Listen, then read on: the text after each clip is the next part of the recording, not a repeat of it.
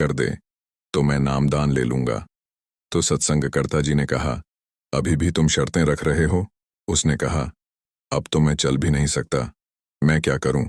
तो सत्संगकर्ता जी ने कहा, मैंने तुम्हें इतना समझाया था कि नामदान ले लो, लेकिन तुमने मेरी एक ना मानी। अब तो तुम्हें नामदान मिलने से रहा। अब तो तुम चल भी नहीं सकते, बैठ भी नहीं सकते। अब तुमसे भजन सिमरन कैसे होगा? अब तो तुम बस बाबा जी का ध्यान ही कर लिया करो। बाबा जी अपने आप तुम्हारी संभाल करेंगे। उस बुजुर्ग के बेटे भी तब वहां खड़े थे जब सत्संगकर्ता जी ने अपने दोस्त को यह बात कही। सत्संगकर्ता जी यह बात बोलकर वहां से चले गए। फिर जब उस बुजुर्ग का आखिरी समय आया तो उसको यम दिखाई देने लगे। उसने अपने बेटों को आवाज लगाई कि जल्दी आओ। जब उसके बेटे आए तो उसने कहा कि अब मेरा आखिरी समय आ गया है, क्योंकि मुझे अब यम दिखाई देने लग गए हैं। मुझे इन यम से बचा लो। उसके बेटों ने कहा, पिताजी, आपको याद है जब सत्संगकर्ता जी आपको मिलने आए थे तो उन्होंने आपको कहा था कि बाबा जी का ध्यान करा करो। बेटों के कहने की देर थी कि जब उस बुजुर्ग ने बाबा जी का ध्यान किया तो वह बुजुर्ग बहुत जोर जोर से हंसना शुरू हो गया। दोनों बेटे यह देखकर हैरान हो गए। उन्होंने पूछा, पिताजी, आप हंस क्यों रहे हो? तो उस बुजुर्ग ने कहा, जैसे ही मैंने बाबा जी का ध्यान किया तो वह यम भाग गए और बाबा जी आ गए।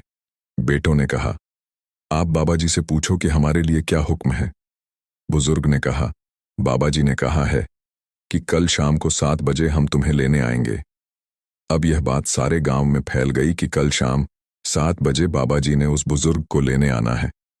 तो अगले दिन 6 बजे ही सारे लोग उनके घर आकर बैठ गए। वह बुजुर्ग बिस्तर पर लेटा हुआ था और खुशी खुशी अपने बेटों से टाइम पूछता है कि कितना टाइम हो गया है। संगत जी, जब पता चल जाए कि सद्गुरु ने हमें लेने आना है तो कितनी खुशी होती है। दुनिया तो मरने से डरती है, लेकिन जब सद्गुरु लेने आता है तो कितनी खुशी होती है। तो उसके बेटे ने कहा, पिताजी, अभी 7 बजने को 5 मिनट बाकी हैं। बुजुर्ग ने कहा, बाबा जी ने आना है और मैं बिस्तर पर लेटा हुआ हूं, यह अच्छा नहीं लगेगा। ऐसा करो कि मुझे उठाकर जमीन पर बिठा दो और एक तरफ तुम बैठ जाओ और दूसरी तरफ अपने छोटे भाई को बिठा दो। तो बेटों ने ऐसा ही किया। फिर उस बुजुर्ग ने फिर से टाइम पूछा। बेटे ने कहा, 7 बजने को बस 2 मिनट बाकी हैं। बुजुर्ग ने कहा, अब तो बाबा जी आने ही वाले हैं। अब उनके घर गांव के सारे लोग इकट्ठे हो गए थे कि बाबा जी ने लेने आना है। जैसे ही घड़ी पर 7 बजे उधर लाइट चली गई। 2 मिनट बाद जब लाइट आई तो वह बुजुर्ग हंसते हुए अपने शरीर को छोड़ चुका था। संगत जी, अगर सद्गुरु हमारे दोस्त और रिश्तेदारों तक का ध्यान रखते हैं तो क्या वह हमारे आखिरी समय में हमें लेने नहीं आएंगे? एक और छोटी सी साखी है। जब बड़े महाराज जी अपने सद्गुरु के गांव गए तो लोगों ने रास्ते में गलीचे बिछा दिए। जब रास्ते में जा रहे थे तो अपने सतगुरु को याद कर उनकी आंखें भर आईं। वहां के लोग कहने लगे, बाबा जी, हमने आपसे एक अर्ज करनी है। बाबा जी ने कहा, बोलो, क्या अर्ज करनी है? लोगों ने कहा, बाबा जी, महाराज का घर बहुत पुराना हो गया है। हम चाहते हैं कि यहां बाबा जी का नया मकान बना दें। तो बड़े महाराज जी ने कहा, अगर आप मेरे मन की पूछो तो मैं तो चाहता हूं कि यह मकान सोने का बनवा दूं, लेकिन अंदर सद्गुरु इजाजत नहीं देते। इससे कुछ नहीं होगा, यह ऐसे ही रहेगा। संगत कहने लगी, एक और अर्ज करनी है। बड़े महाराज जी ने कहा, कहो, क्या अर्ज है? संगत ने कहा, जैसे कि आप जानते ही हैं, हमारा ज्यादा समय डेरे सेवा में ही गुजर जाता है। थोड़ा खेतों में भी काम करते हैं तो हमसे भजन सिमरन नहीं होता। तो बड़े महाराज जी ने कहा, आप भजन सिमरन करो या ना करो, मैं तो इस गांव के कुत्ते भी ताड़ दूंगा। तो संगत जी, अगर सतगुरु चाहे तो क्या नहीं कर सकते? सतगुरु ने नामदान देकर हमारी जिम्मेदारी ली होती है। हम चाहे सतगुरु को भूल जाएं, लेकिन सतगुरु अपने सेवकों को कभी नहीं भूलता। वह हर पल अपने सेवकों की संभाल करता है। लेकिन इसका यह मतलब नहीं कि हम भजन सिमरन न करें। आखिरी वक्त तो उन्होंने ले ही जाना है। अगर हम भजन सिमरन करेंगे तो हम आसानी से चले जाएंगे। अगर नहीं करेंगे तो हो सकता है हमें दुखों का सामना करना पड़े या किसी बीमारी का सामना करना पड़े। इससे अच्छा तो यही है कि हम हंसते हंसते अपने गुरु के साथ जाएं। और यह फैसला हमने करना है कि हमने सतगुरु के जहाज में बैठकर जाना है या पीछे लटक कर जाना है। तो हमें सतगुरु के अच्छे सेवक बनना है ताकि उन्हें भी हम पर मान हो। इसी तरह हमारा इंसानी जमा लेने का मकसद पूरा होगा। तो हमारा तो यही फर्ज है कि हम भजन सिमरन को पूरा टाइम जरूर दें और अपने किए हुए वादे को निभाएं और अपने सतगुरु की खुशी हासिल करें। साध संगत जी, अगली साखी कर्मों पर आधारित हैं, क्योंकि संत महात्मा कहते हैं कि कर्मों से डरिए, ईश्वर से नहीं, क्योंकि ईश्वर माफ कर देता है, कर्म नहीं। साध संगत जी, कर्म लौट कर जरूर आता है। कर्म फल से कोई नहीं बचता। इसे हम एक साखी के माध्यम से समझते हैं। प्राचीन काल की बात है। एक बहुत ही बड़ा प्रसिद्ध नगर था। उस नगर में एक राजा रहता था। वो राजा जब धीरे धीरे बूढ़ा होने लगा तो उसकी रानियां उसकी उपेक्षा करने लगी थीं। राजा अपनी रानियों की उपेक्षा को बर्दाश्त नहीं कर पाता था और वो चिंतित रहने लगा। एक दिन उसने अपने वैद्य को बुलवाया और उससे कहा, हे वैद्यराज, क्या आप कोई इस तरह की दवाई तैयार कर सकते हैं जो मेरी खोई हुई जवानी को वापस कर सके? उस वैद्य ने सोचा कि ये राजा तो बड़ा ही मूर्ख है। ये फिर से जवान होना चाहता है। ये जानता नहीं कि इस संसार में अगर व्यक्ति एक बार बूढ़ा हो गया तो दोबारा जवान नहीं हो सकता। और ये मुझसे कह रहा है कि मुझे ऐसी दवाई तैयार करके दो जिससे मेरी खोई हुई जवानी वापस आ जाए। ये राजा इतना मूर्ख है, इससे धन ऐंठना कोई बुरी बात नहीं है। इसलिए मैं कोई ऐसी तरकीब लगाता हूं जिससे ये राजा मेरे ही जाल में फंस जाए। दोस्तों, उस वैद्य के मन में राजा के प्रति जो भावना थी वो अच्छी नहीं थी। वो उससे धन ऐंठना चाहता था और उसका राज्य भी हड़पना चाहता था।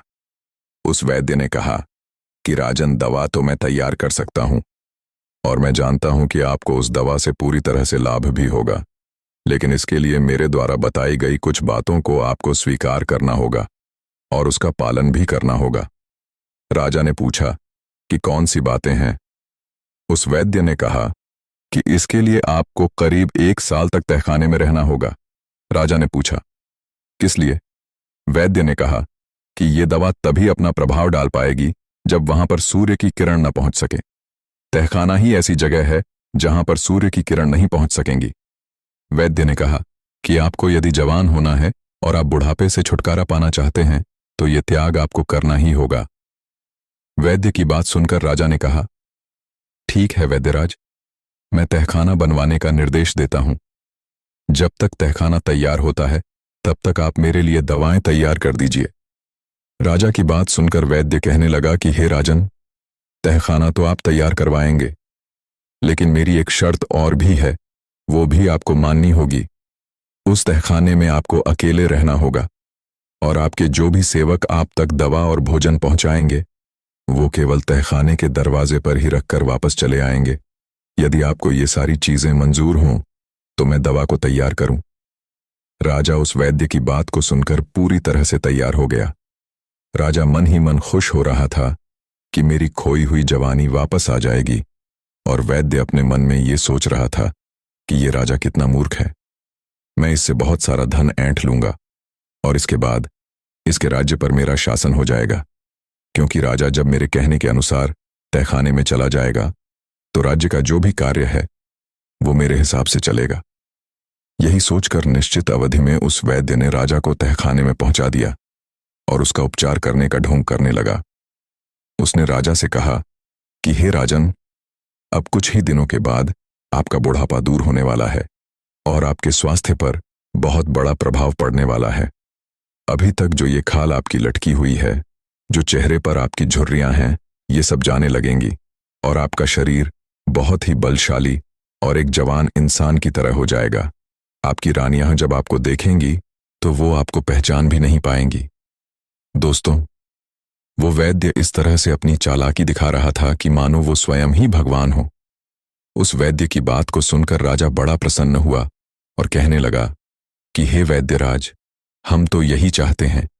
यदि मेरी खोई हुई जवानी फिर से वापस हो जाए तो मैं तुम्हें मुंह मांगा इनाम दूंगा और इतना धन दूंगा कि तुम्हारी आने वाली पीढ़ियां भी मालामाल हो जाएंगी।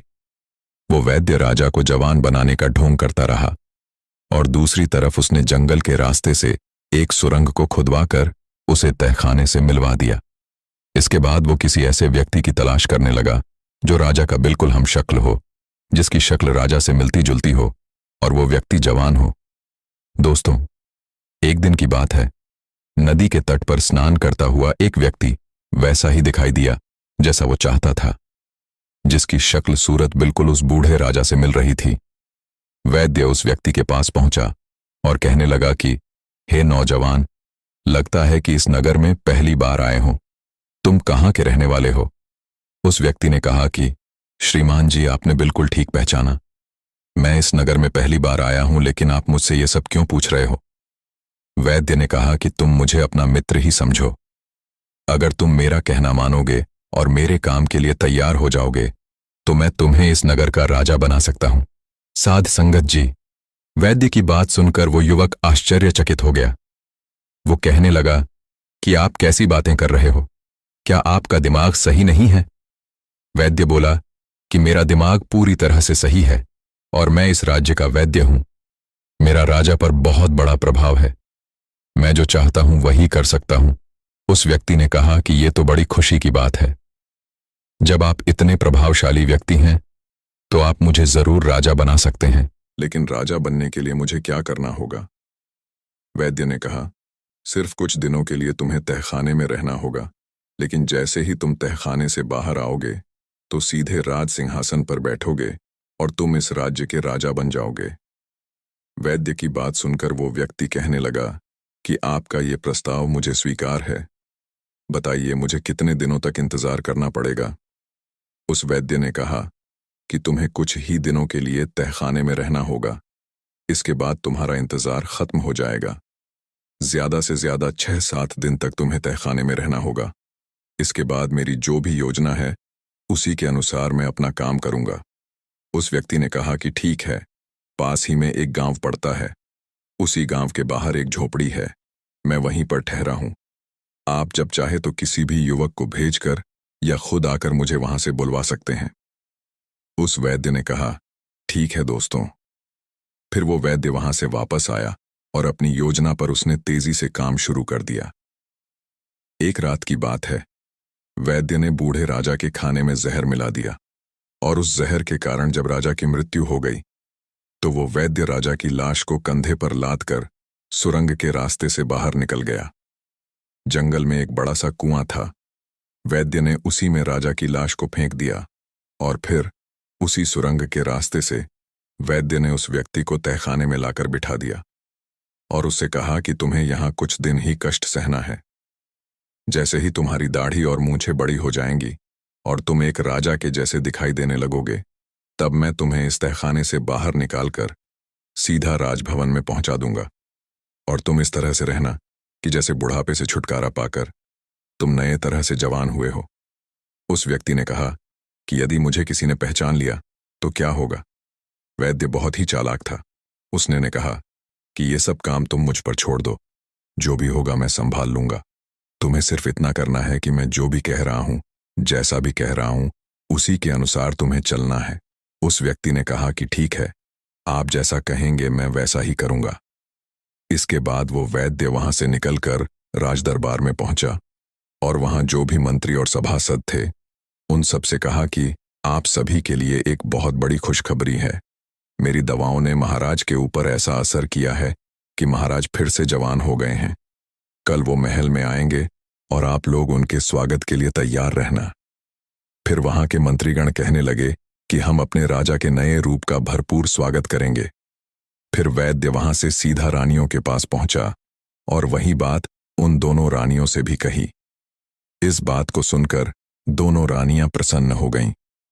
उन्होंने तय योजना के अनुसार वैद्य को बहुत सारा धन निकाल कर दे दिया। अगले ही दिन वैद्य ने तहखाने से उस व्यक्ति को लाकर सिंहासन पर बिठा दिया। उस नए राजा को देखकर सभी लोग, रानियां और वहां के मंत्री हैरान हो जाते हैं, क्योंकि उनके हिसाब से बूढ़ा राजा बिल्कुल एक युवा पुरुष दिखाई देने लगा था। दोनों रानियां और उनके मंत्री इस बात से सहमत हो गए कि यही उनके राजा हैं। इतना ही नहीं, उस वैद्य ने राजा बने युवक से यह भी कहा कि राजन, आपका जो पुराना नाम था वो आप बदल दीजिए, क्योंकि अब आपका शरीर भी नया हो गया है, इसलिए आपका नाम भी नया होना चाहिए। उस व्यक्ति ने कहा कि वैद्य जी, आपसे अच्छा नाम और कौन रख सकता है। जब आपने मुझे बुढ़ापे से जवान बना दिया है तो आप ही एक अच्छा सा नाम सोचकर रख दीजिए। फिर उस वैद्य ने जो भी नाम राजा का रखा वो सभी को पसंद आया और सभी ने उसकी सराहना की। अब एक नए नाम से वो राजा प्रसिद्ध हो गया था। उसी नए नाम से उस राजा की राजमहल में जय जयकार होने लगी। कुछ दिन तो राजा और वो वैद्य एक दूसरे के इशारों पर चलते रहे, लेकिन जैसे ही परिस्थितियां राजा के अनुकूल हो गईं और सब कुछ सामान्य हो गया तो उसने वैद्य की उपेक्षा करना शुरू कर दिया। ये देखकर वो वैद्य बड़ा दुखी हो गया। एक दिन उसने एकांत में राजा से कहा कि राजन, आपने तो सिंहासन प्राप्त करते ही मेरी उपेक्षा करना शुरू कर दिया। आपको याद है कि क्या वचन आपने मुझे दिया था? वो राजा कहने लगा कि कैसा वचन? किस वचन की बात कह रहे हो? वैद्य ने कहा कि मैं उसी वचन की बात कह रहा हूं जो आपने राजा बनने से पहले दिया था कि आप भविष्य में राजकाज मेरे ही आदेश के अनुसार चलाएंगे। लेकिन आप तो मुझसे कुछ भी नहीं पूछते हैं। राजकार्य तो आप अब मंत्रियों के परामर्श से ही चलाते हो। फिर उस नए राजा ने वैद्य से कहा कि तुम वैद्य राज हो, मंत्री नहीं, इसलिए तुम्हारा परामर्श लेना मेरे लिए आवश्यक नहीं है। इस बात को सुनकर वो वैद्य बहुत क्रोधित हो गया और चेतावनी भरे हुए कड़े स्वर में कहने लगा कि हे राजन, ये मत भूलिए कि इस सिंहासन पर आपको मैंने प्रतिष्ठित किया है। मेरे ही प्रयास के कारण आप इस राज्य के राजा बने हुए हो। फिर सिंहासन पर बैठे उस व्यक्ति ने कहा कि तुम झूठ बोल रहे हो। तुम कैसी बातें कर रहे हो? तुम मुझे राज सिंहासन पर बैठाने वाले कौन होते हो? ये राज सिंहासन मैंने अपने पूर्व जन्म के कर्मों से प्राप्त किया है। मैंने अच्छे कर्म किए, त्याग किया, तपस्या की और उसी का प्रमाण है कि मैं आज राजा बना हूं। ये सिंहासन मुझे अपने पूर्व जन्मों के तप और त्याग के फल स्वरूप प्राप्त हुआ है। उस व्यक्ति ने कहा कि समय आने पर तुम्हें सब कुछ पता चल जाएगा और इसका प्रमाण भी तुम्हें मिल जाएगा कि मैंने कैसे अपने पूर्व जन्म के कर्मों के अनुसार इस राज्य के सिंहासन को प्राप्त किया है। राजा की बात सुनकर वैद्य बड़े ही असम्मानित मन से वहां से चला गया। वो मन ही मन राजा को कोसने लगा कि धोखेबाज धूर्त कहता है कि मेरे पूर्व जन्म के तप के स्वरूप ये सिंहासन मिला है। समय आने दो, मैं देख लूंगा कि तेरे तप और त्याग का कैसा परिणाम मिला है। धीरे धीरे समय बीतता गया। एक दिन राजा नाव में विहार करने के लिए अपने मंत्री और उस वैद्य के साथ नदी के किनारे पहुंचा। उसने नदी के जल में बहते हुए 5 कमल पुष्प देखे। फिर उसने आदेश देकर वो 5 फूल नदी में से निकलवाए। फिर ध्यान से उन्हें देखता हुआ कहने लगा, आश्चर्य, ये फूल तो बिल्कुल सोने के लगते हैं। जीवन में मैंने कभी इतने अद्भुत कमल के फूल नहीं देखे। मंत्री ने भी सहमति जताई कि ऐसे फूल तो मैंने पहली बार देखे हैं। देखिए तो इनमें कैसी सुंदर पीली पीली किरणें निकल रही हैं। इन्हें तो आपको अपने सरोवर में लगवाना चाहिए। राजा ने वैद्य की ओर इशारा करते हुए कहा कि वैद्यराज, आप तो वनस्पति शास्त्र के बहुत ही गहरे जानकार हैं। बहुत सी जड़ी बूटियों को आप देखते ही पहचान लेते हैं कि ये कौन सी जड़ी बूटियां हैं। तो जाकर उस स्थान का पता तो लगाइए जहां से ये फूल नदी में बहकर आए हैं, और यदि हो सके तो इनके कुछ बीज भी ले आइएगा। मैं इन्हें अपने सरोवर में लगवाना चाहता हूं। कोई और अवसर होता तो वो वैद्य जाने से इनकार कर देता, किंतु इतने मंत्रियों की उपस्थिति में वो कैसे इनकार कर सकता था? यदि इनकार करता तो उसकी योग्यता पर प्रश्न चिन्ह लग जाता। सब यही सोचते कि इस वैद्य को वनस्पति शास्त्र का कोई भी ज्ञान नहीं है। ये तो केवल पाखंडी है और बड़ी बड़ी हाँकता रहता है। इसे कुछ भी मालूम नहीं है। इस तरह से सोचकर कि उसकी हंसाई न हो जाए, वो वैद्य तैयार हो गया। नदी के बहाव के विपरीत दिशा में चलता हुआ वो वैद्य उस नदी के उद्गम स्थल पर पहुंचा, जहां उसने एक बहुत पुराना ऐसा मंदिर देखा जो खंडहर में तब्दील हो चुका था। उस मंदिर का अधिकतर हिस्सा ध्वस्त हो चुका था। सिर्फ वही कक्ष कुछ अच्छी हालत में बचा हुआ था, जिसमें भगवान शिव की मूर्ति थी। भगवान शिव की मूर्ति को देखकर उस वैद्य ने भगवान शिव को प्रणाम किया। फिर उस कक्ष के बाहर निकलकर मंदिर के प्रांगण में पहुंचा और इधर उधर निगाह दौड़ाने लगा। तभी उसकी निगाह एक बरगद के वृक्ष पर पहुंच गई। वो बरगद का पेड़ बहुत ही विशाल था और नदी के किनारे उगा हुआ था। उसकी कुछ शाखाएं तो नदी के जल के ऊपर फैली हुई थीं। तभी उसकी नजर वृक्ष की एक शाखा पर लटके हुए एक मानव के कंकाल पर पड़ी। वो नर कंकाल बरगद की एक मोटी सी शाखा पर उल्टा लटका हुआ था। उसकी टांगें आकाश की ओर थीं और सिर नदी के जल से कुछ ऊपर था। फिर वो वैद्य उस नर कंकाल के समीप गया और वो सोचने लगा कि ये कैसा कंकाल है और किसका है और क्यों विपरीत अवस्था में लटका हुआ है। क्या इसके उल्टा लटकने में कोई रहस्य छुपा है? वैद्य ये सब बातें सोच ही रहा था कि अचानक मौसम बदल गया। आकाश में बड़े बड़े काले घने बादल छा गए। हवा का प्रवाह तेज होने लगा। देखते ही देखते तेज आंधी के साथ घनघोर बरसात शुरू हो गई। बरसात में भीगने